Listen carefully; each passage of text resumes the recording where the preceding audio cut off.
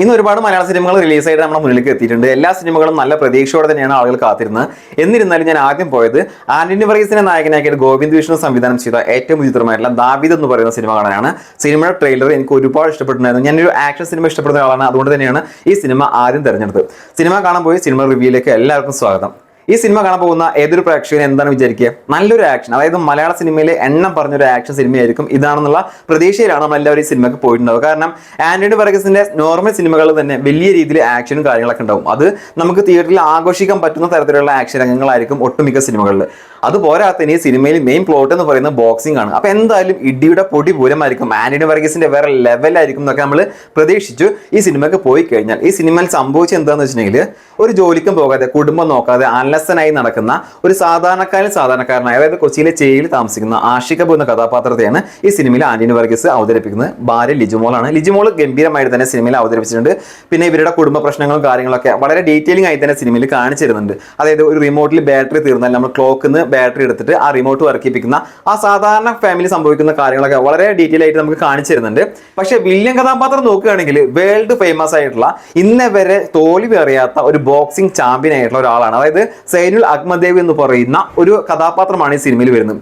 Heavy ആയിട്ടുള്ള screen presence, heavy ആയിട്ടുള്ള punch, അതായത് ആ ബോക്സിംഗ് കാര്യങ്ങളൊക്കെ വില്ലിന്റെ കാണിക്കുന്ന രംഗങ്ങളൊക്കെ ശരിക്കും ഇന്റർനാഷണൽ ലെവലിലാണ് സിനിമ എടുത്തു വെച്ചിട്ടുള്ളത്.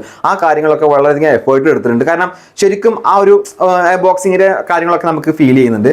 പക്ഷെ ഇവിടെ ആ ഒരു വില്ലനോട് മുട്ടി നിൽക്കാൻ പറ്റുന്ന ഒരു നായകനാണോ നമുക്കുള്ളതെന്ന് വെച്ച് കഴിഞ്ഞാൽ, സിനിമയിൽ ലോജിക്ക് നോക്കരുത് എന്നുള്ളത് ശരിയാണ്. പക്ഷേ സിനിമ കാണുന്ന എല്ലാവർക്കും ലോജിക്ക് ആവശ്യമായിട്ട് വരുന്ന ഘടകങ്ങൾ ഒരുപാടുണ്ട്.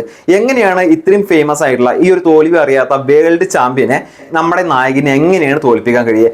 ആ ഒരു ചോദ്യം ഈ സിനിമ കാണുന്ന ഏതൊരു പ്രേക്ഷകനും ഉണ്ടാവും. കാരണം യാതൊരു തരത്തിലുള്ള എക്സസൈസും കാര്യങ്ങളില്ല. കുഴി മടിയാനാണ്, ജോലിക്കും കാര്യങ്ങൾ പോവില്ല, ഫുൾ ടൈം ഉറക്കം, കള്ളുകൂടി, അതേപോലെ തന്നെ സിഗരറ്റ് വലി, അങ്ങനെയുള്ള ലഹരി കാര്യങ്ങളൊക്കെ ആയിട്ട് നടക്കുന്ന ഒരാൾ എങ്ങനെയാണ് ഇത്രയും വലിയൊരു ആളടിച്ചത്? അത് തന്നെയാണ് സിനിമയിലെ ഏറ്റവും വലിയ നെഗറ്റീവായിട്ട് നമുക്ക് ഫീൽ ചെയ്യുന്നു. ഒരു തരത്തിലും നമുക്ക് അംഗീകരിക്കാൻ പറ്റാത്ത ഒരു കഥയാണ് നമ്മുടെ മുന്നിലേക്ക് ഈ സിനിമ അവതരിപ്പിക്കുന്നത്. ഈ സിനിമ തിരക്കഥയും കാര്യങ്ങളൊക്കെ ഓക്കെയാണ്. കാരണം കണക്ട് ചെയ്ത് പോകുമ്പോൾ നമുക്കതൊരു ഏറ്റക്കുറച്ചിലായിട്ട് തോന്നില്ല. എങ്കിൽ കൂടി വേൾഡ് ഫേമസ് ആയിട്ടുള്ള ഒരു ബോക്സറിനെ സിനിമയിൽ കൊണ്ടുവരേണ്ട ഒരു ആവശ്യം ഉണ്ടായിരുന്നില്ല. ഒന്നില്ലെങ്കിൽ നമ്മുടെ കേരളത്തിലെ ഫേമസ് ആയിട്ടുള്ള ഒരു ബോക്സർ, അല്ലെങ്കിൽ അതർ സ്റ്റേറ്റിൽ ഫേമസ് ആയിട്ടുള്ള ഒരു ബോക്സർ, അതും അല്ലെങ്കിൽ ഇന്ത്യയിൽ ഫേമസ് ആയിട്ടുള്ള ബോക്സർ ആണെങ്കിലും ഈ സിനിമയിൽ നമുക്ക് ഓക്കെ എന്ന് പറയുന്നത്. പക്ഷെ ഇത് വേൾഡ് ഫേമസ് ആയിട്ടുള്ള, ഇതുവരെ തോൽവി എന്താണെന്ന് അറിയാത്ത ഒരു ബോക്സറിനെ കൊടുത്തിട്ട് നമ്മുടെ കേരളത്തിൽ കൊണ്ടുവന്നിട്ട് അയാൾ തോൽക്കുമെന്ന് നമുക്ക് തോന്നുന്നുണ്ടോ?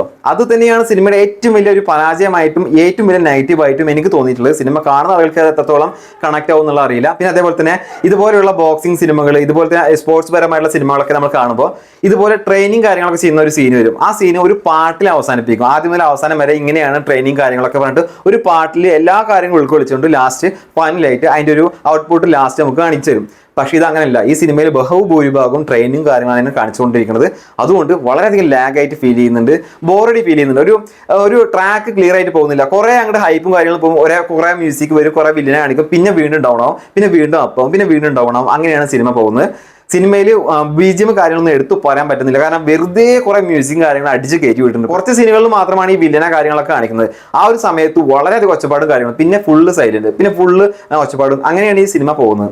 അപ്പോൾ ആ ഭാഗം നോക്കുകയാണെങ്കിലും എടുത്തു പറയാൻ മാത്രം ഒന്നും സിനിമയില്ല. വിജയരാഘവന്റെ റോള് ഗംഭീരമായിട്ട് വിജയരാഘവൻ ചെയ്തിട്ടുണ്ട്. ഒന്ന് രണ്ട് സ്ഥലത്തൊക്കെ തീ പാറുന്ന പോലെയൊക്കെ കൊണ്ടുവരാൻ ശ്രമിച്ചിട്ടുണ്ടെങ്കിലും അതിലേക്കൊന്നും എത്തിയിട്ടില്ല. എന്നിരുന്നാലും വിജയരാഘവൻ എല്ലാ സിനിമയിലും പോലെ നല്ല രീതിയിൽ അവസാനിപ്പിച്ചിട്ടുണ്ട്.